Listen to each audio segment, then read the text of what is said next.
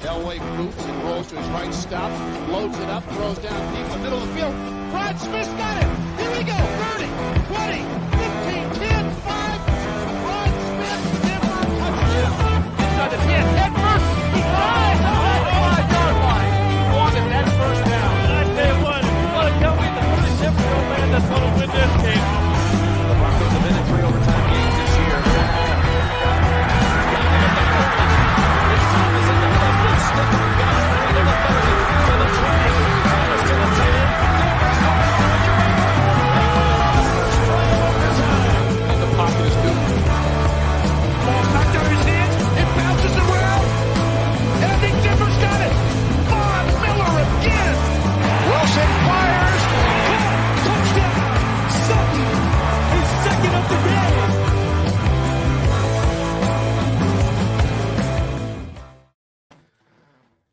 Good evening, Denver Bronco fans. Welcome to the Denver Bronco Roundup. We have an amazing show lined up this evening. We don't have to worry about wins or losses. It was officially a bye week, and we got the bye week breakdown coming at you. We're brought to you by the Rocky Mountain Sports Network. Make sure to check out the Rocky Mountain Sports Network. Breaking news all the time, shows going on, 5280. Obviously our show that we have Time to Ride. There's so much going on over there. Great resource for everything. Listen to them on all your podcasts as well. So I am your host. My name is Keith. I got with us our regular cast of co-hosts. I got Albert. I've got Jody. Welcome to the show, gentlemen. Good evening, y'all. Good evening. I don't know how, it seems like we're doing weather every single time, so I'm going to breeze right through this, but it was cold today, and I've already had to jump start my wife's car twice, so I need to get that looked at. That's all good and fun. I noticed you guys had some snow that came through since the last time we talked. How's the weather been down there? Here it has been today. It has been a great day. We had a couple days of rain showers and thunderstorms, but other than that, well, maybe a little cold, but very good. Anywhere from 33 degrees to 80 degrees. Oh well, dang, you're doing all right then. Jody, how's it been up in the high country? It's actually been nice the last couple of days. We've been in the 40s, 50s, so it's been nice. Yeah, okay, you guys are terrible, man. I'm up here in Montana. I woke up, it was 4 degrees, 5 degrees, something like that. Yeah, it was a rough start, to say none the least. So I don't know what you guys did in your time off. One of the things that I don't know, we'll just chat for a second here. I got to talk about it. I made this amazing buy. I don't know how much you guys maybe reminisce about your childhood or things you used to do when you were a kid. I was able to get a little toy lot, and most people will probably recognize this guy right here. But little Transformers Generation 1 Optimus Prime, as well as some other toys. It was really cool for me just to be able to pick that up. What would be a childhood toy dream of yours, Albert? What would be a childhood dream of yours, like toy to go back maybe get? One thing, if I would get, is something that I destroyed within the first day after my birthday. Oh, I totaled it against a tree. It was a little tricycle. I was about 3 years old, and I totaled it. But maybe you remember this one. It's also a Transformer. Cheetor. Oh yeah. From Beast Wars. Look at you, man. Uh-huh. Bring it. I didn't. That was zero planned out. So that's kind of funny that you just have like a toy handy just to throw up on screen, buddy. That's kind of pretty unique. Jody, man, go back in time, pick up the toy of your dreams. Do you have one? The original Nintendo. I was a big Duck Hunt player. Oh yeah. Oh. I had an old school TV that was, man, I mean, like, this thing would shock you if you like went up to it like all the time. And we had Duck Hunt, and if you just aimed in the corner, I don't know if this is true with all of them, you aimed in the corner, you like automatically killed every single one of the ducks. Killed them all. My dad thought I was the most amazing Duck Hunt player ever. I wasn't. I was cheating, Dad. I'm sorry, man. I was just cheating. So this is the desk I'm looking at. We got some gnomes in there. We got Iron Man and the Thing. Iron Man and the Thing. And these characters are my favorites. It's from a book series from Ari Salvatore. There you go, man. All of a sudden, we went from a Broncos podcast to I guess, nostalgic toy podcast. I don't know how that happened. Like I said, wasn't expecting it. Just got to jump in and have some. We got some love coming in already, guys. So JC coming in saying, "Sup, fellas? A new season starts on Sunday. Do you think we see a different offensive scheme coming out of the bye?" Hey, just yeah, there we go. Just a quick reaction. Albert, you say no new change and no new scheme. I don't think so.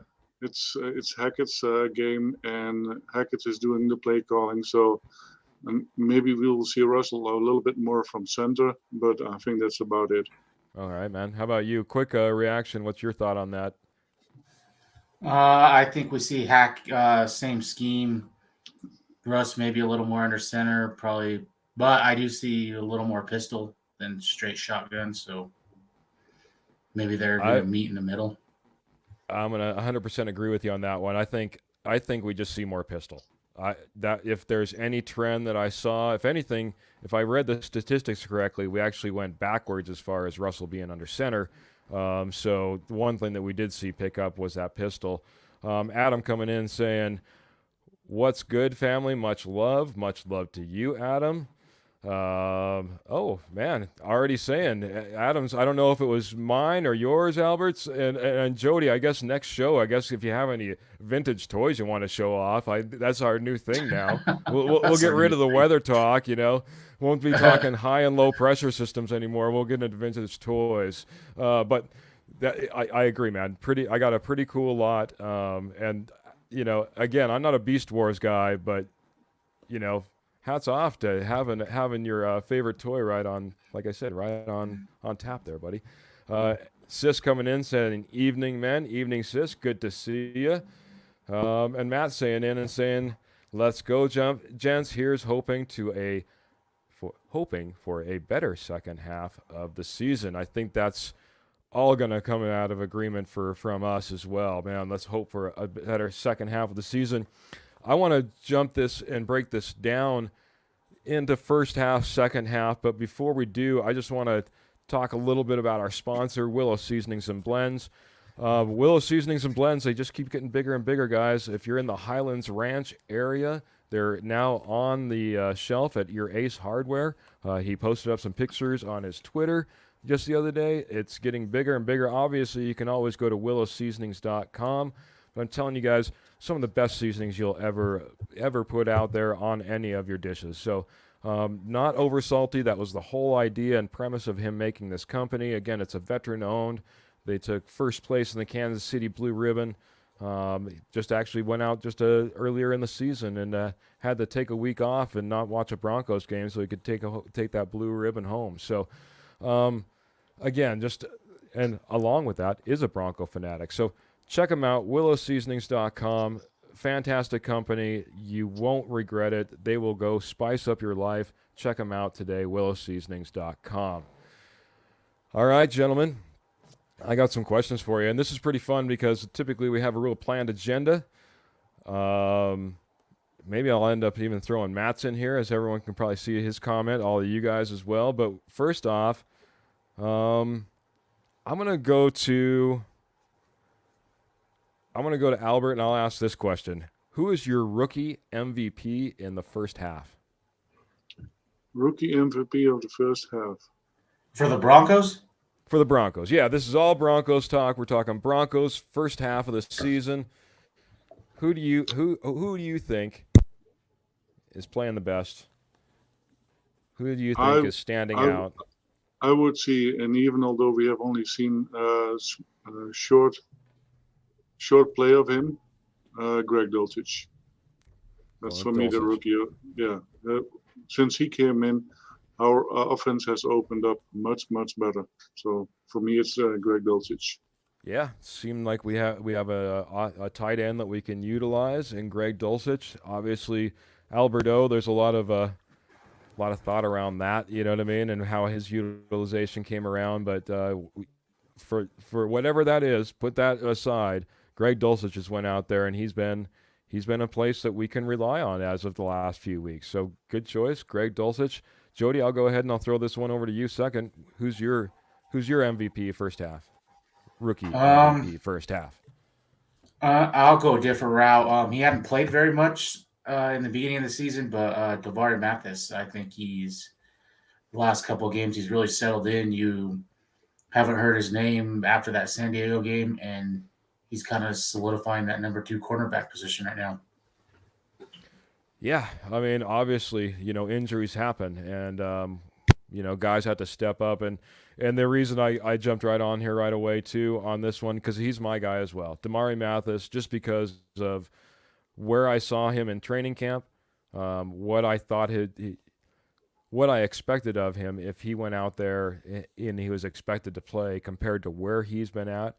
I think he's been really off the charts. He's in a defense that's full of stars and one of the top rated in the league.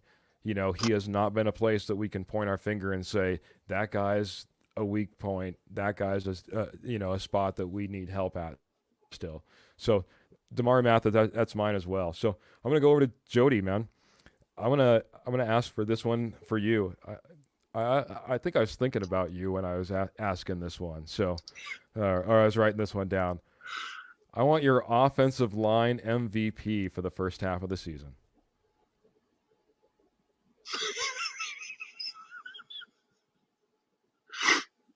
Man, I don't even know. Cam Fleming, I guess. I'll give it to Cam Fleming because he's played both sides of the right tackle and left tackle, and I think he's probably been your best offensive line. He is currently injured. Might get him back Sunday, but I'll go Cam Fleming by default. Oh yeah, I was just on the K&K. They had their Wits and Wagers show, and in being on that show, there's sometimes you just come across games and you're like, I wouldn't wager this game if my life depended on it. But here's my choice in this scenario. Hey, I don't want to necessarily have to name an offensive line MVP for the first half, but here we are, and now here's Albert's. So, Albert, what do you got? Same as with Dulcich. We haven't seen him a lot, but the moment he came in, minors.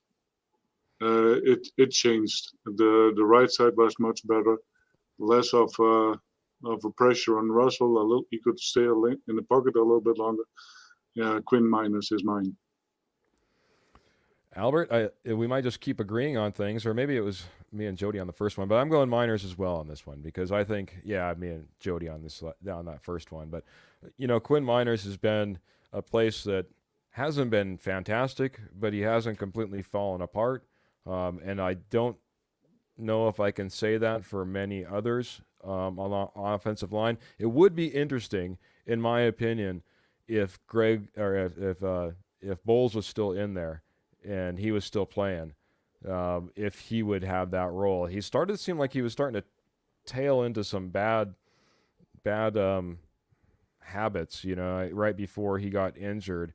So it's really interesting to maybe try to guess what that would end up looking like. What are your guys' thoughts on that? Do you think Bowles would be our MVP if he was still healthy, still playing? So with Bowles, he had to come up with a lot of pressure from Cushenberry and Ryson because they didn't do their job. And if you have a big weakness, and you cannot keep it up for all three of them. And I think that's where some of the bad habits came back.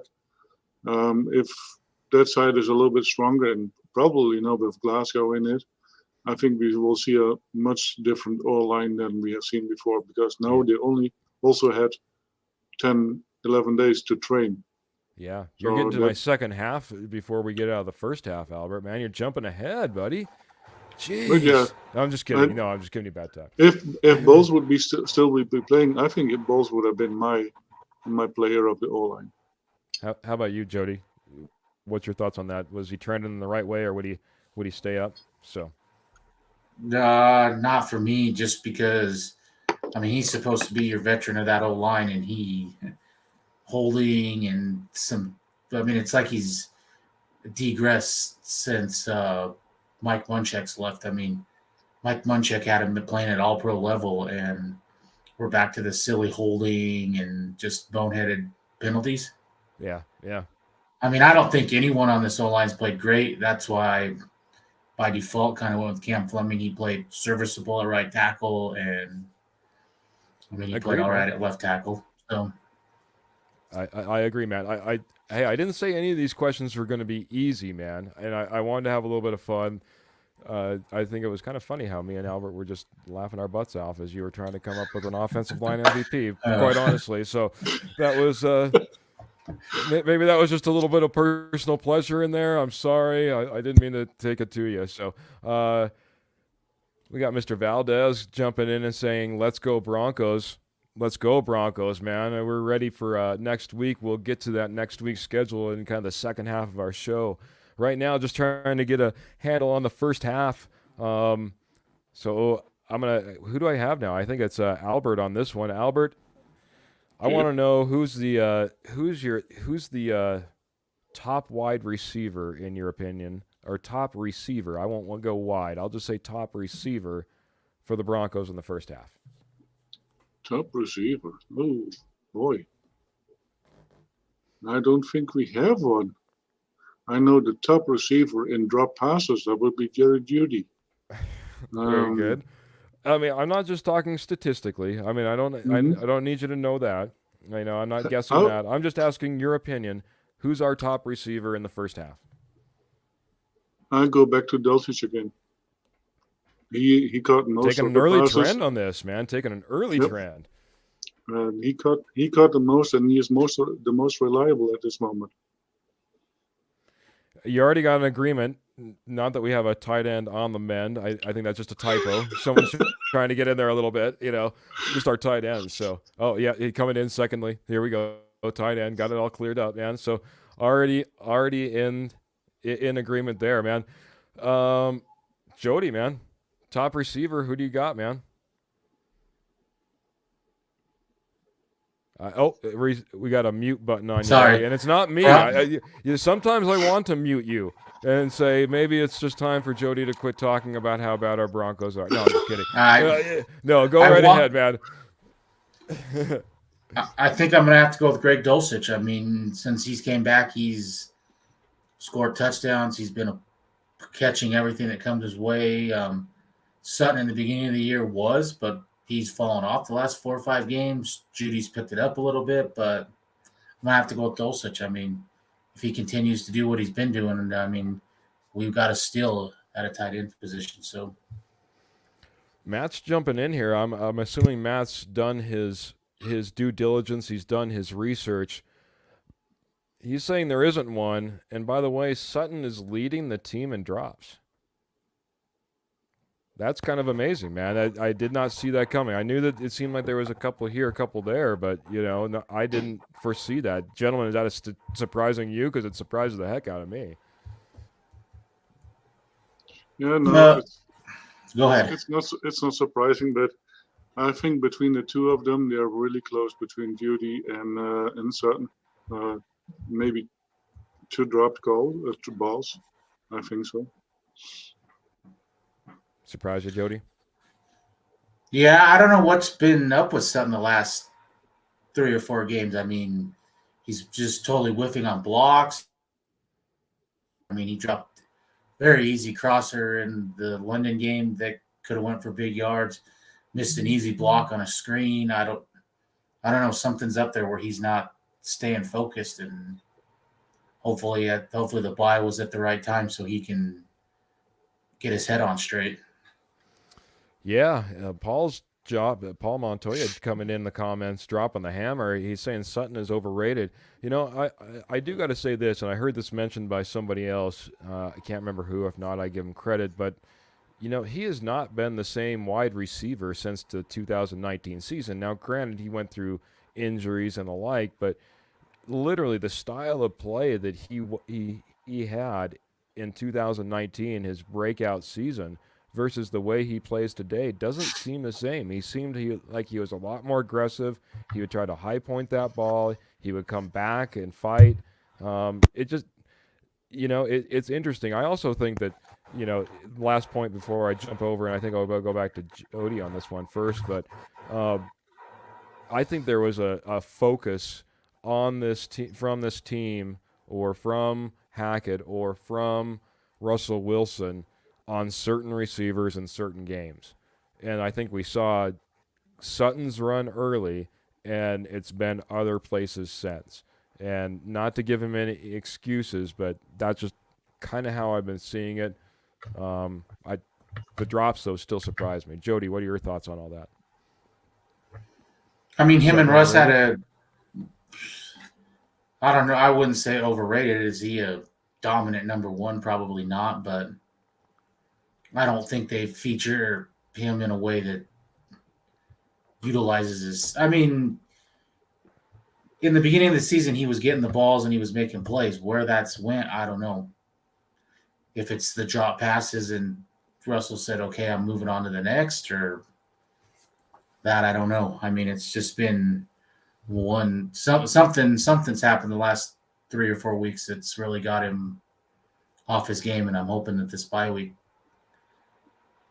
sinks him back up, huh? Sinks him back up, because I mean that was Russ's guy in the beginning of the season. But I also don't like that Russ just locks in on Sutton and everyone else is whatever. I don't like that either. So yeah. I think that Sutton has lost confidence in our offense, and that shows because the passes that he will get either are not on time, or overthrown, or too short, and I think that's part of the problem too. And maybe he thinks, why should I put in the effort, because I'm not going to get anything anyway. So maybe it's just a mind game for him right now. I don't know. Yeah, if it is, it's disappointing, but at the same time, if you look at this team and what they've went through, it's a long. Justin Simmons recently just came out within the last week and said, "Hey, I've been here X amount of years and I've yet to be in the playoffs." I think we we forget that, you know what I mean? As long as tenured as he's been re-upped, and he's on the big contract, and he's now a couple of years in, you know what I mean? This guy has still not made it in the playoffs. There is something to be said about that mindset when you get that year after year after year. That Sutton already, if that is the case, Albert, halfway through the year, literally 8 out of the 9 games, he's already into a place where he's having to reset, get refocused, come back because of where his mind is at because of this offense and its production and maybe his usage as well. So, yeah. I guess if I'm gonna, I didn't give my answer. My answer is going to be Judy. I know that he gets a lot of flack. He isn't obviously number one in drops. I think he's been trending in the right direction. See if I can find it here, but yeah, Matt came in. He says Jerry Jeudy needs to be the focal point of the offense. If we are being honest, when in the groove, he's the best wide receiver talent-wise, and I have to agree with that. Right now, I would have to agree with that. Now, I'll be honest, Dulcich is on a trend. It'll be interesting to see if he can continue that. We can maybe look at that into the second half. But teams will start to scheme against guys that are putting up yards and production like Greg Dulcich. So I think it's just where we need to be is through Jerry Jeudy. I agree with that. If he's running wide open, if he's getting the looks, if he's having to get a double, all of a sudden that changes it for Sutton. All of a sudden that really changes it for Sutton. So that's my thought. Couple more guys. I want you to tell me, and who went first last one? I think it was Albert went first last time, so we'll head over to Jody on this one. I might be wrong, but Jody, you're up either way. best game of the season so far? I'll go the London game. And I'll only go that game because the offense contributed, made some plays. Was it the best defensive game? Probably not, but as a whole team, I'll say the London game versus Jacksonville. Albert, I over to you, man. I have to agree with it. Personally, it was for me. It was the Niners game because I was there in person. But, very good. But for overall, yeah, the game against Jacksonville was the best one because the offensive line got better since Glasgow got in. We saw a more dynamic offense, and the defense was stellar again. So yeah. Paul, I just got to give this in here real quick. He's saying, love your show, guys. Thanks for letting me vent. Hey, we're here for you, buddy. Last time we talked about this being a little counseling session before we got ready for that Jacksonville win. You know, we were having it rough, man, and we were in that 4-game stretch, 4-game losing streak. We needed that win. We're here for you, buddy. If you need to vent, it's all right, man. It's okay. Well, me and Matt are going to make it a 4-way sweep. It has to be the Jaguars. Multiple TDs, but still an ugly win. I'll agree. You know, it wasn't pretty. The beginning of that game with the way that Russell looked, and then the reports that he was getting it iced, or then he was getting his shoulder iced, I should say, or his shoulder heated, you know, had me obviously concerned, especially when he started throwing out of the gate looking like he was going to throw 2 picks right out the gate, you know. But he settled in. We got some good drives in there. We looked better as a team. It was probably the best flow I'd seen from this team. You know, we pulled out a win. Thank goodness for some defensive plays still.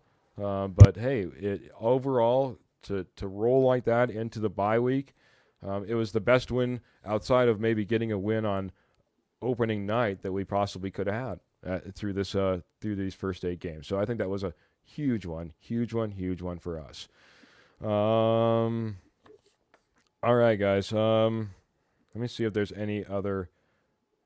Yeah, I got last one of the first half, and so we're Albert on this one, right? Am I right Okay. on that? Okay. Okay, very good.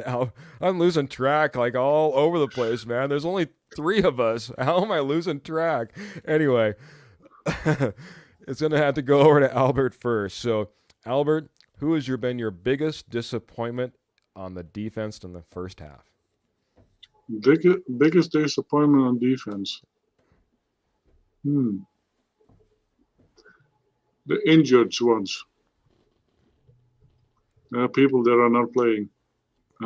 Just injuries in general. Injuries in general. Yeah. Whether it be Simmons going down, whether it be Fuller going down, whether it be Gregory going down, it's just the injuries that we've occurred on defense. Yep. That is my biggest disappointment. Yeah. I feel like I need to say final answer. All right, you're locked in. Final answer. All right. Jody, biggest disappointment this year on the defense? Man, that's a good one. I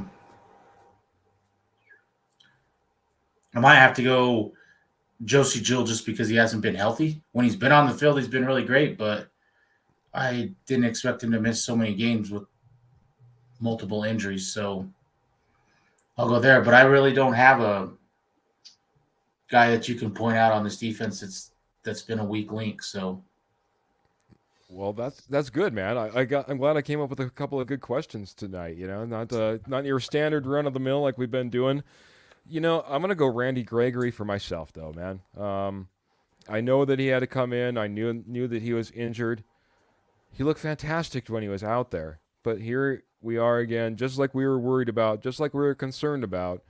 He, much like Albert kind of alluded to, those injuries come back around and bite us. So Randy Gregory not being on the field right now over the last few weeks is a disappointment for me. And I hope it doesn't progress into the second half of the season to where I'm talking about him being my second half disappointment on for the defense.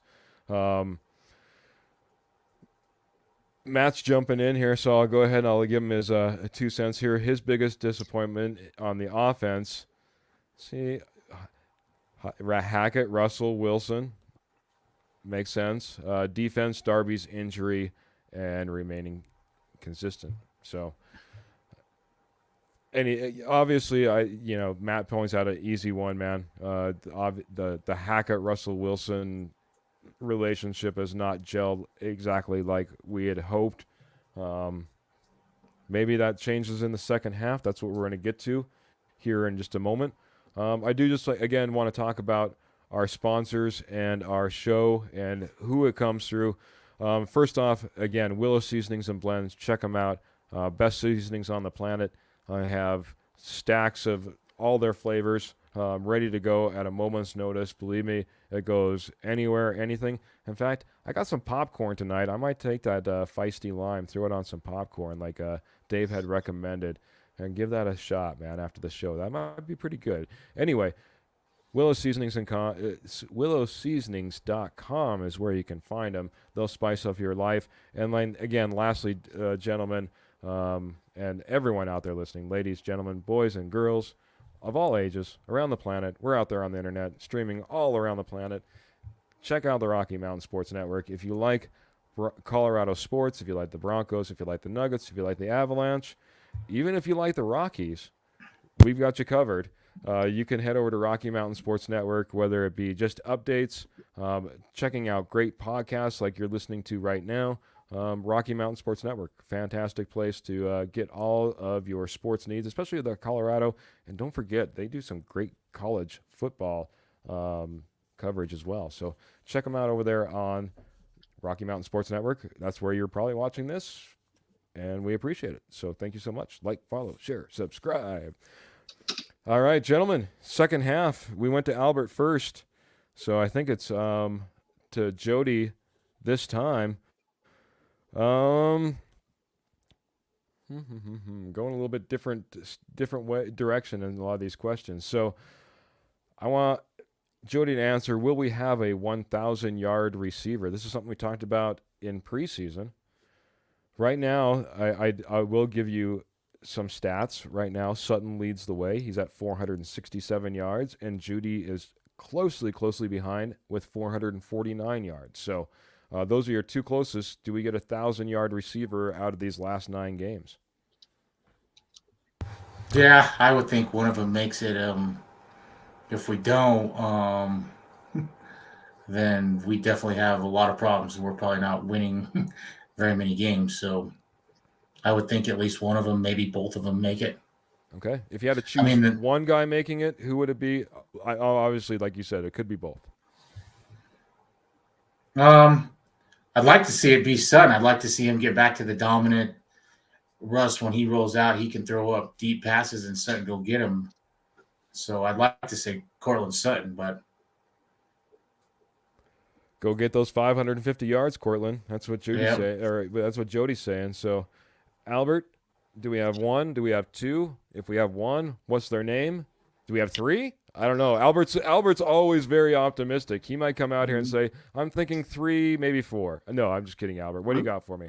I think the ball will get spread around more.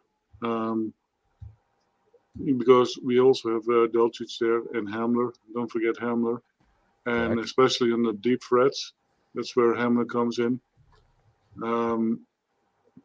I think Judy might get about 40%, and the rest will be divided between the other 3. So does Judy may hit that 1,000-yard mark? Does he get his 551 yards needed? I believe so. They should be able to get that. Yeah. Especially now that the offensive line has changed a little bit, and we have been able to practice. So I think we will see I hope to see a different offense. I agree with you, man. I got to throw this up here before you leave the screen. Clayton came in a little bit earlier. He says, "What up, Albert? Do you really think we turn around the season Do you mind holding that for Clayton in just a second? Because we have some questions kind of regarding that. Is that all right, man? But hey, what up, Clayton? And I'm sure Albert says the same, man. Yep. All right. Jody. Oh, we already did Jody. I guess I need to give my thoughts. I'm sorry. Albert, jeez. I'm all over the place. I'm going to agree with Albert. I'm going to agree, I think, with Jody as well. I think it's going to be a Jerry Judy. It needs to go through Judy. I think Judy can get it. I agree with Jody so much in the fact that we need to have at least one 1,000-yard receiver if we're going to call this season a success. Hopefully it is too. But maybe I'm projecting a lot tonight, guys, but you can kind of maybe tell my theme. But I'm really hoping for Jerry Jeudy to turn it on, to be a difference maker. I think it'll just completely open up this offense. And I'm hoping for he's the guy who gets the 1,000 yards. I don't know with the way that Sutton has been looking, as we kind of pointed out, if he's the guy who makes it to 1,000 yards. I don't know if he can do it. It really will depend on how well Jeudy produces, in my opinion. So, all right, man. I think it's up to Albert first on this one then. If not, it's okay. Does Wilson throw for over 3,000 yards this season? Yes. He does. He's at 1,694 yards currently. You're saying yes. Okay. Where do you think he ends up if he goes over 3,000 yards? Just give me a guesstimate. I think he might be close to 4,000 still. So because as what we see right now, it is a lot of throwing the ball, deep passes and stuff. And I think we will see more of the same. The running backs, they will get maybe 1/3 of the snaps and that's about it. So we should see more production through the year by Russell. All right, man. Over 3,000, maybe even pushing 4,000. I think that's going to be way outside the realm that I'll put up there on my prediction. But Jody, what's your thoughts, man? Does he crest over 3,000? Hasn't been looking the best. Maybe he's trending in the right direction. I'm going to say he has to if this team's going to win. I mean, if he's not throwing, this run game hasn't been lighting it up. So, I mean, if he's not throwing and putting big numbers up, I see the same thing what we've been seeing so far, these 15-10 football games. So I'm going to say by default he has to if we're going to win games. All right, man. That's fair, man. I'm right there with you, though. It doesn't sound like a 100% vote of confidence. Yeah, they're going to crush past 3,000 yards. Albert's predicting possibly upwards of 4,000 yards. I'm thinking we're going to end up somewhere in maybe the 3,300 yards overall passing out of Russell. I don't have enough confidence in what I've seen in the first half of the year through the first 8 games to sit there and project for him doing much more than what he's already done. And at 1,600 yards, add another 16, you're at 32. Maybe there's a low game in there, a bad game, you know what I mean? So 3,300 yards, 3,300 yards. I think that's about where we end up, man. And I hope I'm proved otherwise. I'm hoping that Albert's the genius on this one. I hope Albert comes through with and Russell Wilson come through with a 4,000-yard season. All right, Jody, I think I've eluded you long enough. So I want you to, in the second half, rank the AFC West teams in regards of wins. Who brings home the most wins in the second half to who brings in the second half? Say that again. You want who the top 3 teams in wins? In the second half. I'm sorry, man. I don't know if it's my internet or yours, but a little bit of breakup there. So what I'm looking for is who has the first, who has second, who has third, and who has fourth, ranking these teams in regards to who you think will have the most wins to the least amount of wins, first through fourth. I'll go Buffalo 1, but I'll put an asterisk by that. If Josh Allen is really hurt, that will change a lot. I'll go Kansas City right there behind him second. I'm gonna go Baltimore 3, and I'm gonna say if Denver has any chance, they're gonna have to be 4, and they're gonna have to rack some wins off.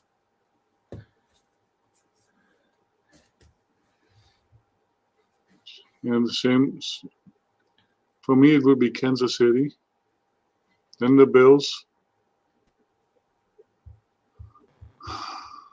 Oh man, you guys are going way, way, way off. AFC West, man. I'm sorry, I dropped out. We're here at the Denver Bronco Roundup. We're never short of technical difficulties.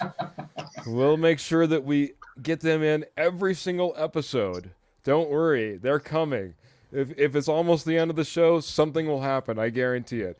So what I was hoping for is Chiefs, Raiders, Chargers, Broncos, AFC West. Who has the most amount of wins? Who has the fewest amount of wins? Rank them first through fourth. Just to kind of get an idea of how we're going to end up. This AFC West might end up in the second half of the season. Do we have a chance?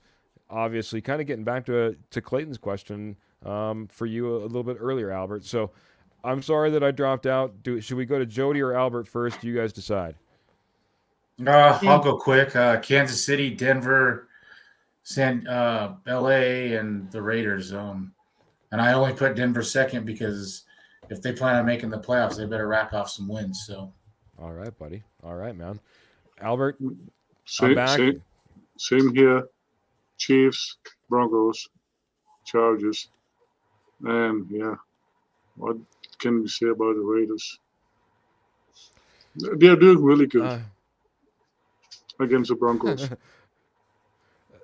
Yeah, of course they did really good against the Broncos, man. That's the problem. No, but to be honest, for a team to be as dismal as they are, yeah, it does hurt that it was a Broncos team that they end up getting one of their wins against. At the same time, man, I'm just loving that Josh McDaniels is their head coach and that they're currently in the position they're in. I said it from the very beginning of the season. I felt this was a told you so hire, and I was hoping it would be the case. And so far, it's playing out to be that way. So I'm very happy with that scenario. Guys, I'll make it a three-way sweep. Honestly, that's switching it up just a little bit for me because I would have had Chiefs, Chargers, Broncos, and then the Raiders. But you're right. If they're going to make a run, I'm going to project a little positivity out here on the show. If they're going to make a run, they need to have that second spot, and I don't think there's anybody that's knocking off the Chiefs. It'll be a heck of a push towards the end. And hey, since I'm sitting there debating back and forth, don't forget that we could be getting a flex game for the final game of the season between the Chargers and the Broncos. And if it really comes down to this could be for whether the Broncos make it to the playoffs, whether the Chargers make it to the playoffs. Right now, I heard some statistics. Chargers are sitting in the final spot currently, and the Broncos have an 18% chance of making the playoffs currently. So falling down the ranks, gentlemen. So all right, Jody, I'm going to give you another one, and try not to drop out. Try not to have any difficulties here. So, I'm glad you guys get such enjoyment over my technical difficulties. I love that, man. Anybody watching, obviously, at home, feel free to join in on any of these conversations as well. We're going to be wrapping up with how we do with the Titans and, obviously, how we go in the second half of the season. So, Jody, will Draymond Jones go over 10 sacks for the season? Currently, he's at 5.5 sacks. Yeah, I'll say yes. It's probably been Denver's best pass rusher this year, to be honest. I'll say yeah. I'll say he finishes with 11 sacks this year. 11 sacks for Draymond, man. I love that, man. Albert, he's currently tied with Bradley Chubb. Bradley Chubb has been traded off to the obviously to the Miami Dolphins, but that being said, does Draymond Jones end up with 10 or more sacks to finish out the season? Well, he's going to be at least better for the Broncos than Bradley Chubb. So yes, he's going to do more than Bradley. I I could see Brownie coming to close to a 10 sacks too, but yeah, Draymond is gonna get 10. Man, you ran right into my follow-up question. If you thought anybody was going to, is Baron Browning your candidate for also the possibility of being a having 2 sack leaders over 10? Absolutely. All right, man. All right. Been a fantastic talent. It's amazing that switch that he's made this year. Surprised the heck out of me. Obviously, a lot of Broncos country was a little bit concerned about it. Always looked good in training camp, but, training camp is training camp, especially when it's Broncos training camp. So, that being said, Jody, what do you think? Oh, I already did this, man. You already gave me it. But I did. You didn't do the follow-up, though. Do you think of the Cress? Yeah, I can use a sack a game. So yeah, I can see that they're going to need the pressure from him. What he's really going to need is he's going to need Randy Gregory back to take some pressure off of him. There you go, buddy. He has a different question then. Oh man, throwing it back. All right, what do you got, buddy? How many forced fumbles will Benito get? Forced fumbles. That's a tough one, man. That's a stat that's not an easy one to prognosticate here. I'll go first since I never get to go first. I will say from here on out, second half of the season, I will say Nick Benito has, I'll say 5. I'm going to go with 5 forced fumbles. Jody, what do you think? I'd like if he could get 3 or 4, that'd be incredible. All right, man. And the Mile High Dutchie, since you brought it up, what do you think, man? I say 4 or 5 as well. Okay, man. The way that he does wrap around that edge, if he's allowed to be let loose, I could see him picking up a couple of fumbles on those quarterbacks, and maybe even have a run of those. Maybe get a couple in one game. So, I know I'm projecting high, but yeah, I'll play your game, Albert. I'm going to go with 5 on that one. So, all right, man. Wrapping up, we're almost there, man. I'm going to go ahead and I'm going to go through the remaining schedule with you, Albert. Mm-hmm. Okay. We played this once before. I won't bring up our preseason results. So many things did not go as planned as we thought. But I already know that my previous prediction is out of the water. Do you want to state what your previous prediction is so that everyone understands? 13-4.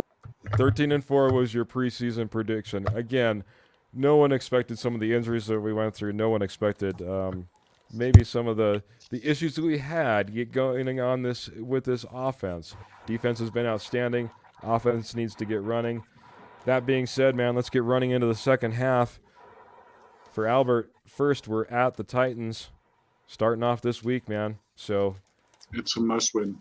It's a must-win. So he's saying a W versus at the Titans. We turn around. We are at home versus the Raiders. So we have to win that one. We cannot be wiped out by the Raiders. I would agree, man. There's some must wins in here if there's going to be any possibility at some love at the end of the season in the form of a playoff berth. So next we travel out. We're at the Panthers, man. We have to win it. I'm keeping it on a win. This is looking a lot like the beginning of the season when we started doing predictions, and you just started going off and saying, we're winning. All right, man, we'll see if it gets a little bit more difficult here because we head off to at the Ravens. The Ravens, I think that's a loss. That's a loss, man. Ravens are playing pretty good. Heck of a game, man. I didn't get to catch a lot this last week, and I don't know how much you guys got to catch, but Ravens game was a good game, man, and it was good to see that team on the field. Maybe if nothing else, to get some tape for this upcoming one. It doesn't get any easier, man. We have the Chiefs at home after that. So we will lose the one at home and win the one at the Chiefs. Very good, man. That's just a few games away. Everything gets compacted at the end of the season. Next one we have the Arizona Football Cardinals at home. Yeah. If we want to stay in it, we have to win it. All right. I love your positivity. You're just like, we're just gonna have to win. We'll just win that one too. 3 games left. We go on Christmas at the Rams. That's a loss. That's a loss, man. Someplace that I might have a little bit of a difference of opinion. Rams have not been looking all that great, man. But man, I'll be honest. Christmas Day at the Rams. We'll see who gets the present, man. We'll see who gets the present. Sutton will have too much turkey, so he cannot even move. Oh, he's all tryptophaned out there, falling asleep on the screen. All right. All right, here's that game you were talking about. You're predicting a win. We go from that Rams game to the Chiefs, buddy. Yep. We're at the Chiefs. We win. We win at the Chiefs. Woo! And then finally... The reason for that is the Chiefs already have made the playoffs. So they might preserve their players. Gotcha. They're walking their way in at that point. So yep. A team that's not walking their way in, if we had our predictions right, the Chargers is the final game, buddy. That has to be a win because it is going to be a toss-up between them or us in the playoffs. All right, man. That's a 6-3 record, man, in the second half, man. Add that to your 3-5 record. That puts us at 9-8, and we'll get to that in just a second for some more analysis. Jody, man, you're up, man. We can now that you heard all the teams, maybe this will be a little bit easier for you. We're at the Titans, man. What are you thinking? That's got to be a W, and that game will determine how they play the rest of the year. If this offense comes out and does things, then I'll have a lot of faith. If not, I might reserve the right to switch my W's to L's at the. I mean, this game is really going to tell a lot. Are they going to build off of that final drive, or are they going to play the same way? Hey, that's fair. Buddy. That's a good point. I'll go with a W. They got to win that game. You got to beat an elite team. But, like I was saying, Jody, I think that's a good point, man. So I'll go W for that one. Very good, man. All right. W for Titans from Jody. We go, again, we're at home versus the Raiders next. That has to be a win, and it's got to be a dominant win. I mean, the Raiders are playing horrible, and you can't get swept 2 years in a row by the Raiders. So win. That's fair, man. That's win for the Raiders, man. Head off. We're at the Panthers. That's got to be a win. The Panthers are playing horrible right now. They went back to Baker Mayfield at quarterback, so that's got to be a win. Good point, man. I was going to bring that up as well. A lot of uncertainty there in Carolina. Jump back. We don't get off the road. We're back still on the road. We head to the Ravens. I'll go loss there. The Ravens are playing pretty good ball, and I'll go a loss. All right, man. At home versus the Chiefs. I think that's got to be when you win. You haven't beat them in 13 straight times. If you're playing good ball coming out of the bye, I think that's got to be a win. All right, man. We got the Cardinals at home. Win. That's got to be a win too. Really, they're not playing well. They're dysfunctional right now. Man, I don't know if I'm going to have a whole lot of differences should've. with you, Jody. So at the Rams, go ahead, man. That's good. I think that's a very winnable game. The way the Rams are playing, they're not playing well, and I think if you're on a roll like this, that's a win.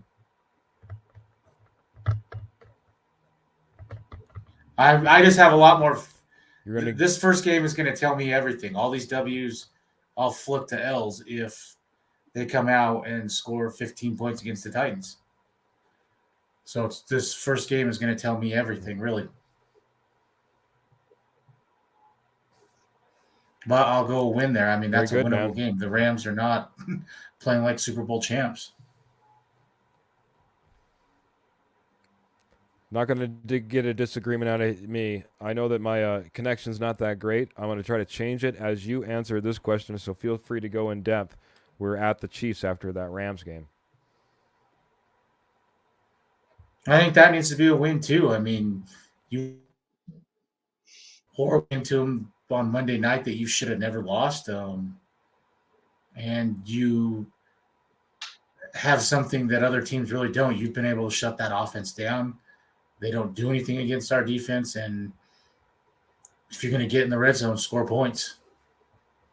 Don't beat yourself. You can't run into your punt returner, fumble, bad penalties, take you out of field goal range. But if we're rolling like I think they might be starting to do, then that's a game you should be able to score points in. All right, man. I'm back. I had to reset. Did you say a win or a loss at the Chiefs then? At the Chiefs? I'll go win. All right, buddy. Finish it off, man. Versus the Chargers at home, man. Like I said, playoff implications could be. That one you just said was the Chiefs? Yes, sir. I'll flip that. I'll say, sorry, I thought you said Chargers. I'll flip that. That's an L. That's a hard place to play. Chiefs might still be battling for the number one seed in a bye. So I'll go Chiefs. All right, and man. then Now the we're Chargers, at the final game. That's a game that you got to redeem yourself for the way you played the first. I mean, you played horrible and still should have won. So, I mean, if they have any chance at the playoffs, I see, what is that, 7-1? Yeah. Out of the bye. Yeah. That's really where it's got to be. You're going to have to get to 10 wins. Yeah, and somewhere I missed one in there. So we got a win versus the Titans, win versus the Raiders, win versus the Panthers. I got a loss versus the Ravens. So I said 5-2, I guess, because I took a loss against the Chiefs. Loss against the Chiefs. Yeah, let me just go through these. So we got an at home, though. You said we're going to win at the Chiefs, right? Yep. Get off the schneid and in that streak. Win versus the Cardinals, wins versus the Rams. Is that right? Yes. All right, that's right. I missed the win versus the Rams. Loss at the Chiefs and a win at home against the Chargers, man. So yeah, you're a 7-2 on top of that, and on top of that 3-5 record. So again, so we're 10-7 on that. I'm just going over it, man. I don't know if I can find another win or another loss outside of what you put, buddy. I might be in. Oh, wait. You had a. Yeah, no, loss versus. Yeah, no. I'm gonna be with you, man. I'm gonna go 7-2. I'm gonna go 7-2, man. I'm sorry. I know I had this all planned out. Albert's laughing at me. I'm sorry, man. I have my internet issues. We have the technical difficulties. I'm wishing back and forth. I can't believe that I'm actually going to be more optimistic than Albert, but I think I'm going to go 7-2. Maybe I should put on the same idea and thought that Jody has, that all of these have little question marks next to them that can be thrown over to L's if those first few games. I don't think it has to be the Titans, but I can tell you if we don't win versus the Titans and then we lose versus the Raiders, season's over. It's done. Wrap it up. There's no Christmas presents for anybody. It doesn't matter if we win the Rams game or not. If we lose our first two coming out of this, I do not see a way back from this, man. I need to see. I can get on board with that, but I need to see. I can't see a bunch of 3-and-outs, and this is a 12-9 game that you lose on the last second field goal.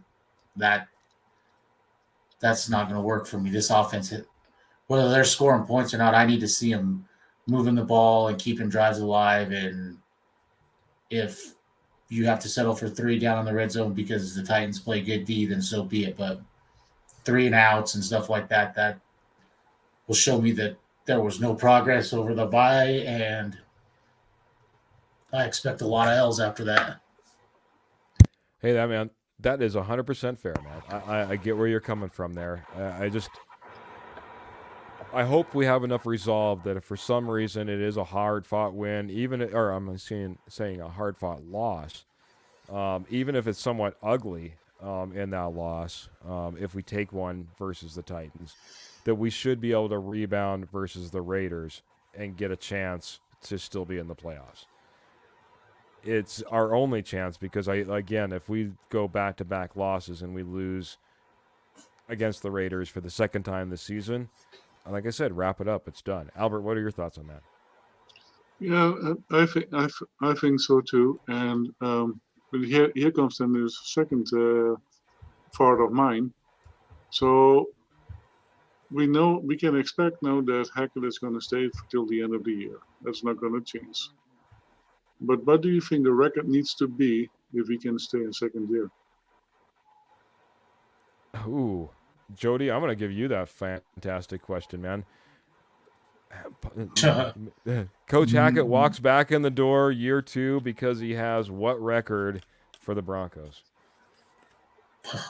I don't even think it's a record thing. I think it needs to be this offense has to show something, because you could easily say Denver could be 7-1 and they kicked a couple extra field goals and won some games. I mean, we've seen nothing from this offense. So if you're winning a bunch of 12-9 games, I don't know that that's going to bring him back next year. But if the offense is rolling and you're seeing some different thing, I don't think it's a record thing. It's what the offense does. I don't even think it matters what the defense does at this point. If you're scoring, if you're staying right around the 15-point mark, that'll be the end of it, whether you're winning or losing. Yeah, guaranteed to walk back in the door. Probably the record that I said. I think he needs to get to 10-7 to be guaranteed walk back in the door next year as head coach of the Denver Broncos. The reason being is because if we have ugly losses, if we're just defensive wins, if we're ugly 9-8 or worse, I think there's serious reasons and thoughts behind moving on from Hackett. I mean, the ownership didn't choose him. There's going to be some great candidates out there. There was one of our commenters a little bit earlier. I'll see if I can put it out there, but I think it was Paul Montoya, if I remember correctly, saying he's wanting Sean Payton. Great name that might be a possibility out there that we could match up. So I think he 10-7, yes. I think if he gets to 10-7, he's guaranteed he walks back in head coach next year. Albert, what are your thoughts on it, man? Your question, you answer it. So I think I agree with Jody. He has to win at least 6 of the games, and we have to score 20 plus more points and not by field goals. Because if it is just the field goals, everybody can coach on towards field goals. You and I can jump in, and we probably will be better. So, it has to be at least 6 wins, and the wins has to be 20 plus, and then 23, 25. I'm not even thinking about the 20s, the regular 20. It has to be 20 plus. I'll agree with you there, man. If all of a sudden we're out there and we're losing 35 to 42 games and, 28 to 35 games and stuff like that, maybe he does get by with a record less than 10-7. I would hate to think what that meant for our defense all of a sudden, but at the same time, if we're putting up big points but we still happen to be, losing games, then that maybe there's a possibility of 10-7 is not the goal that Hackett has to hit. Go ahead, man, Albert. If we lose 30 or 40 points per game because of the defense, then it is because AG, Evero, Evie got bought by a different team. Yeah, that might be the case, man. That might be the case. And quite honestly, if you're starting to lose games defensively that way, if you go on a run, what's the first thing you're going to do? You're going to look at the head coach and say, "What's going on with the head coach? How come he's not involved? Well, how come we're losing these games now?"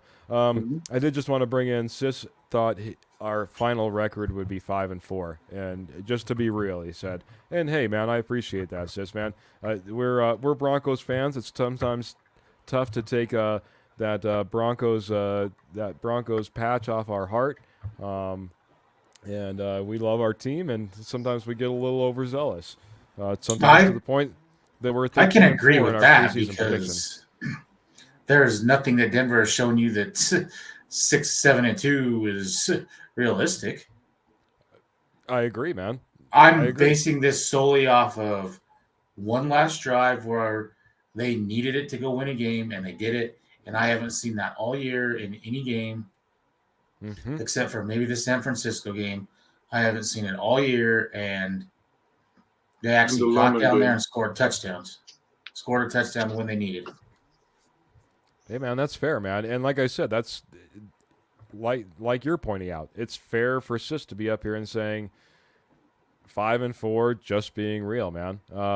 There's definitely some other losses that we can put in there. I think we're all agreeing that the Ravens and the Chiefs are probably going to be a loss for our team.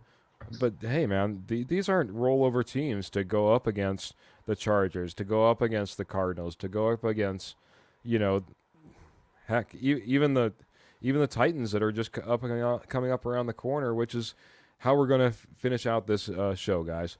Let's talk a little bit about the Titans game. I just want to bring up, this last weekend, though, we got it off, and I didn't have to worry about a Broncos loss or a Broncos win or a Broncos tie. That was kind of nice. I enjoyed that, man. All the rest of the teams played, and the Raiders played up to their expectations and put up an L, as we all kind of thought they would. But, man, there was some heartbreaking games, man. Chargers and the Falcons were coming down to the wire.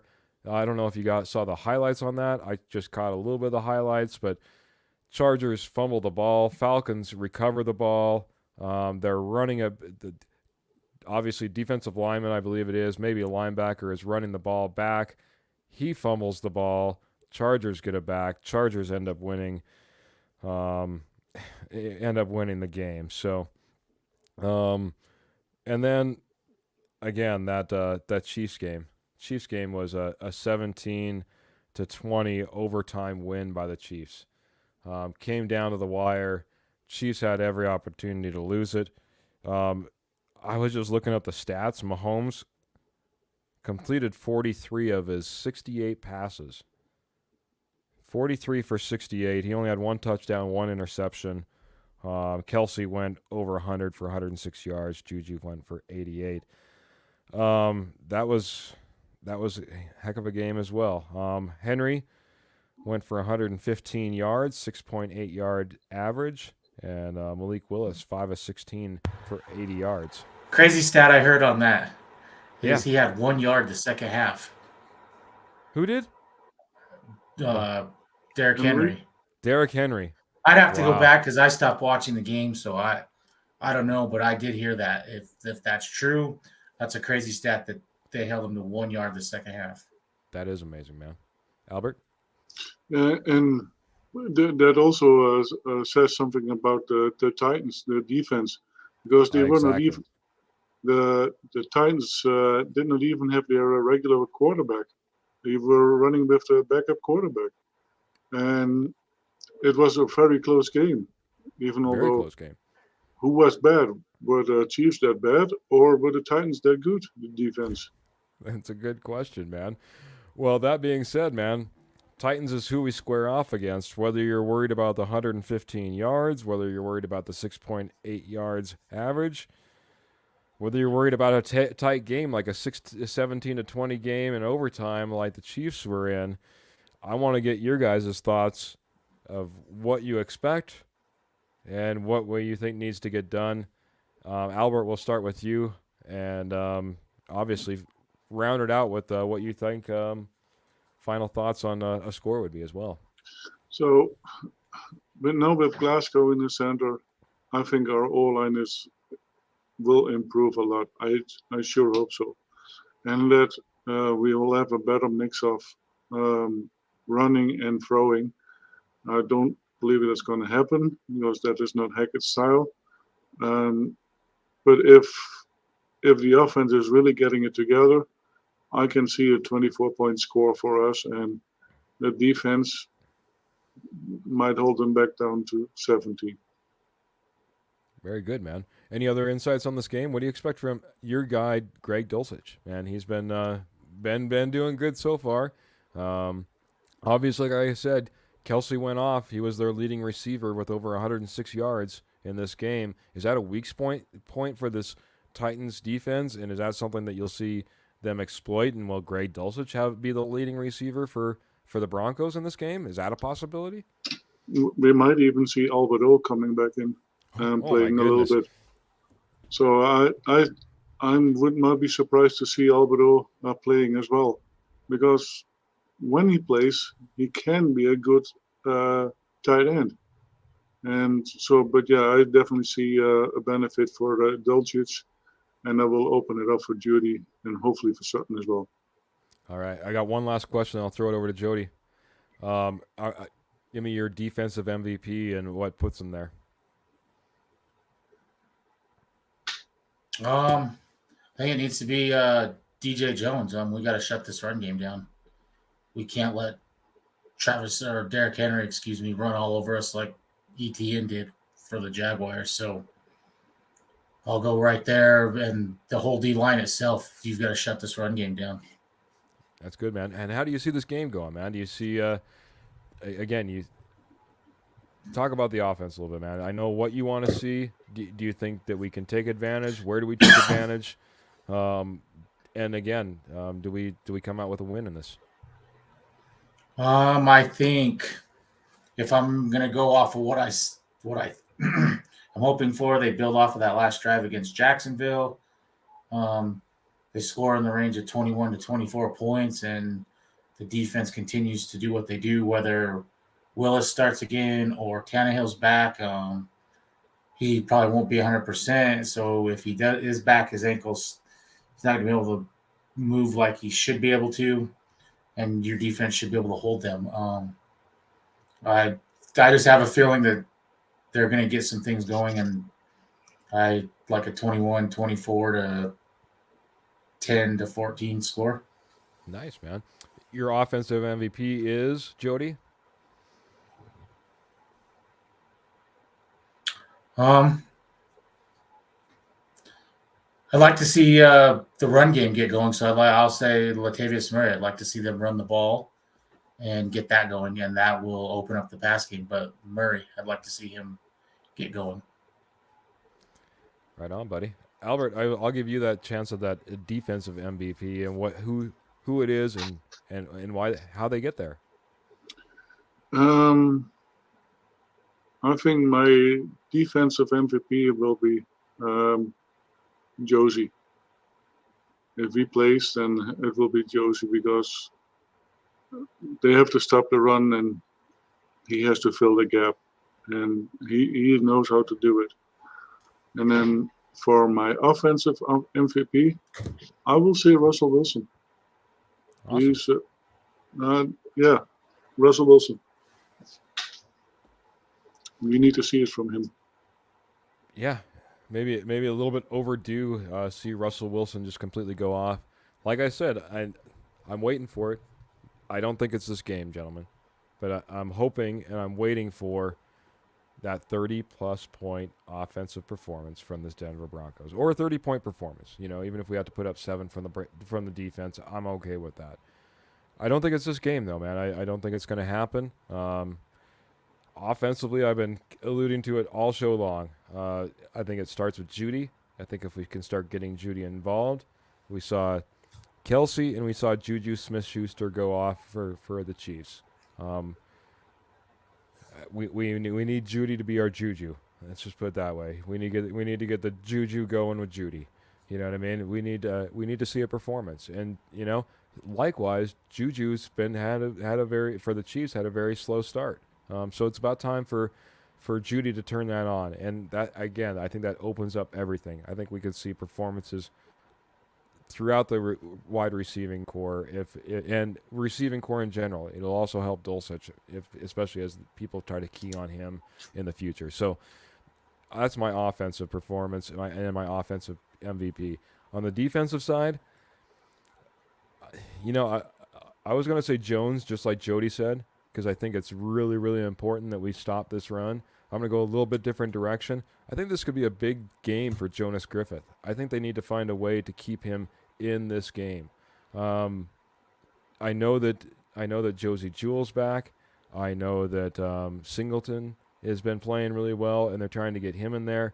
But I think this is a game where you need that bigger body. You need that guy that can come downhill. That you need that guy that can stop Derrick Henry.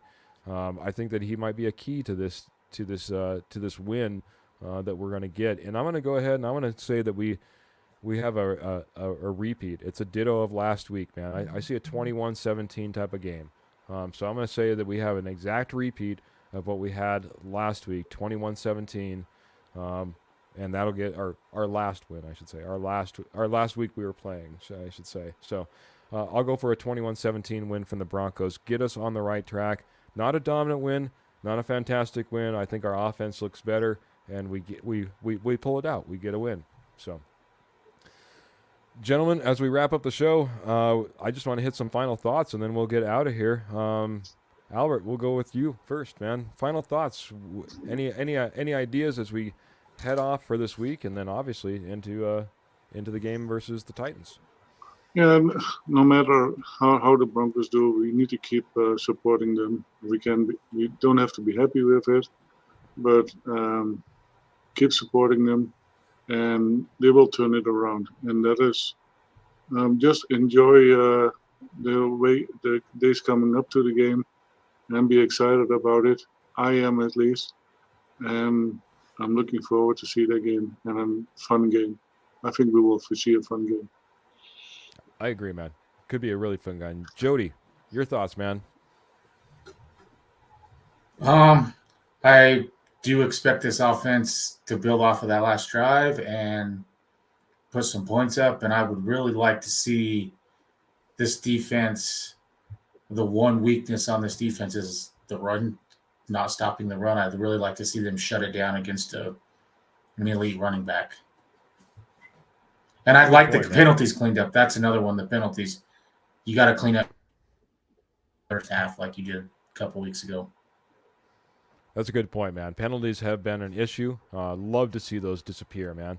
Obviously, hoping for a great game. I think it's going to be an exciting game. I'm much like Nathaniel Hackett. I'm very excited the Broncos are Sunday football games from here on out. Should be made in the shade, get some consistency. Just really get a flow and a rhythm. I think that's what this team needs. Hopefully they can start with, like as Jody pointed out, with that last drive, versus Jacksonville, and just carry it over into the second half of the season. My final thoughts. First off, don't care your political affiliation. Hopefully everyone out there went out there and did their part and did their voting. Big day for us as a country. So thank you for all who did their responsibility, went out there and did their voting. And I don't know if you can run down to your voting poll in the next 8 minutes, but they should be open at least that long. At least they are here in my neck of the woods. Finally, and last thing I just got to say, guys, happy birthday to my oldest child. My oldest now of 27 years, Destiny. Happy birthday out in Ohio. Proud of you. Love you. Congratulations on 27 trips around the world, around the sun. So, happy birthday, Destiny. Love you lots, and hope you're doing well out there. So, all right, Broncos country. Hopefully, we'll be joining you again next Tuesday, talking about that Broncos win versus the Titans. Again, thank you to Rocky Mountain Sports Network. Always a great platform to be obviously showing the Denver Bronco Roundup. Go check them out. Again, all your Colorado sports, college football, you name it, check them out. Willow Seasonings, check them out, willowseasonings.com. Fantastic. Until next time, I think it's time for us to get out of here. So thank you all so much. And until next time, thank you very much. Good night. Good night, y'all.